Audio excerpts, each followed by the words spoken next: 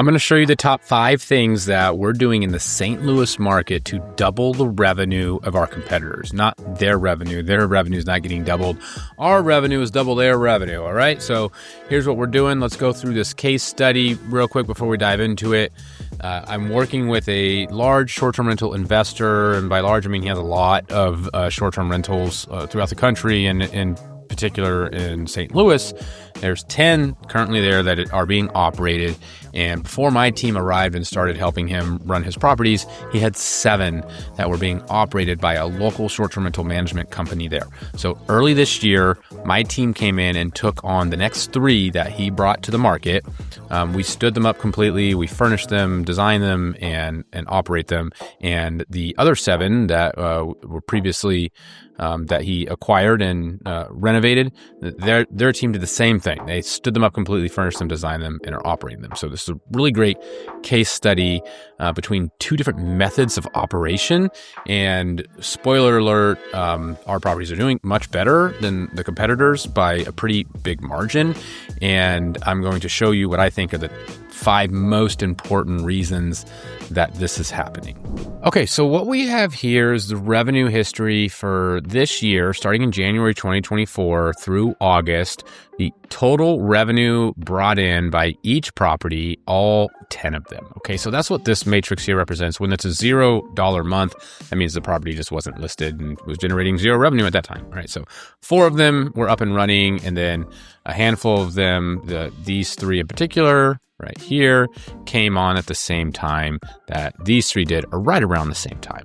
So what we have broken down here is the revenue per bedroom earned in January. And just to disclaim, I am going to kind of walk you through what you're looking at here, so then I can dive into explaining what caused these differences that I'm really going to point out. Okay, so this property in general, or in January, did $279 per bedroom. So if you multiply this number times 5, you get the total amount of money that this property earned in January. Okay, and what we have here is an average of the last 3 months. So at the time that this comparison was done, it was in September.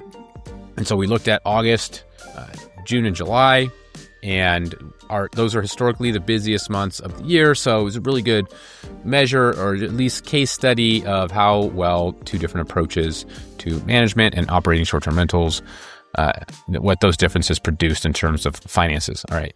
And so if we look at this one in particular, this 4-bedroom house, it generated $2,000 per bedroom, so $8,000 that month, compared to this 4-bedroom house, which generated $1,058 per month, nearly half. All right, same bedroom count. We're going to dive into why, but a couple more metrics I just want to point out to really drive home the point that there is distinguishable difference between these 2 operational styles I'm about to go through in the top 5 things. So we did, on average, 171% of the competitors' revenue.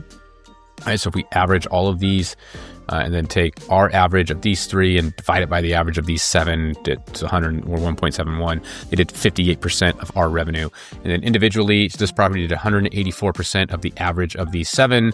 This property, which is their best performer, did 75% of the average of these 3. Okay, so there's the differences. What is causing them? Let's take a look at the listings. So on the left, we have the team, Phoebe, my team, that is operating this property. Okay, this is a 4-bedroom house in St. Louis, Missouri. And then we have on the right, the competitor that is operating this property, this 4-bedroom property. And so the most striking difference, I think, what is causing that nearly 100% difference in earnings and top line earnings between these 2 properties. And I think the number one thing is the bathroom count.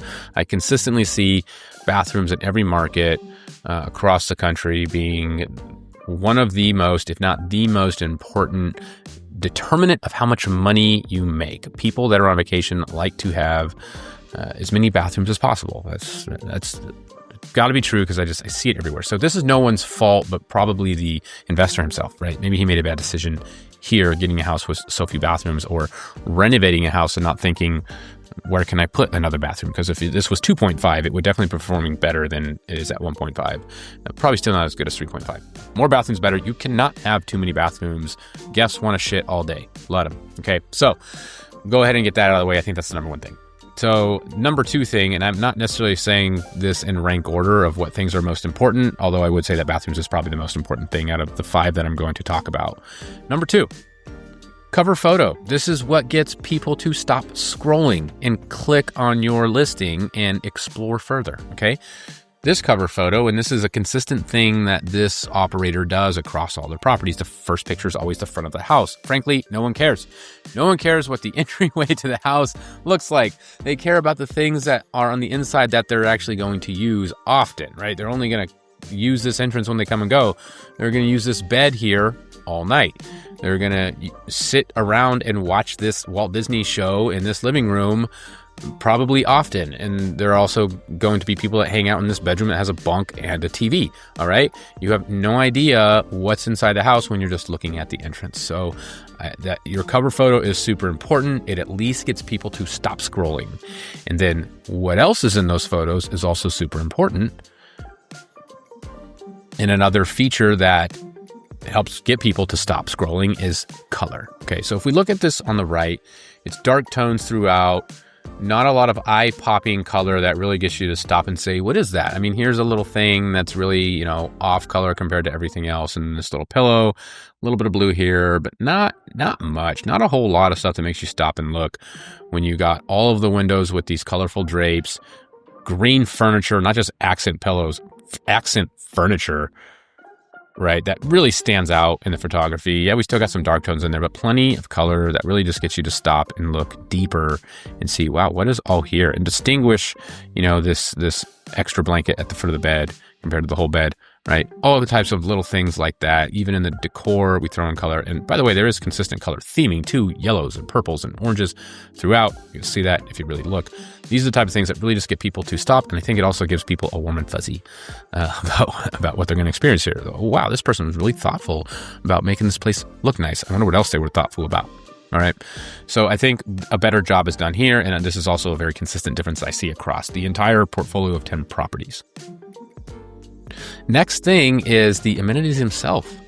Right. So when you get people to stop scrolling and click on your pictures and then want to keep scrolling through more and more pictures because there's great color, well, there's also, they need to see what they're going to get while they're there. And one, among other things, right, popcorn machine and all the kitchen appliances, it's the entertainment amenities. All right.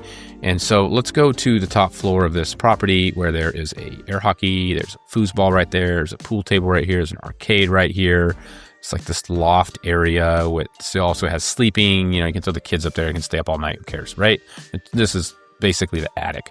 It's not the actual attic, but this is the roof right here, right? So it's the 3rd floor of this property. This property has no entertainment amenities beyond the television. If they are there, they're certainly not in the photos, and therefore they don't exist as far as a guest is concerned. All right. And so just providing entertainment amenities works again in every market, giving your guests fun things to do while they're at the house beyond just watching the TV. And then also the backyard. This is usable square footage. This property has no backyard. It just lives on a street corner, and there is literally no yard. There's not even a driveway. You got to park on the street, okay? This lot right here does not belong to this property. So this property has no yard to put things in. But if it did, you'd be darn sure I would, all right? We do have another property on the list that, on the same list I showed you that has 5 bedrooms, and the revenue per bedroom is less than this one, but when you multiply it times 5, it's more total money, and otherwise pretty much the same size house. And it has a pretty good backyard that we stuff full of amenities, hot tub, swing set for the kids, nice fire pit seating area, barbecue, the works, right? This has nothing. Okay, nothing in the backyard at all. This is usable square footage, all right? And this is a huge rule for me in Airbnb, and I hope you've seen other videos talking about this. If not, look for them where I drive the point home. Every square footage that you can use, you should use it to increase revenue.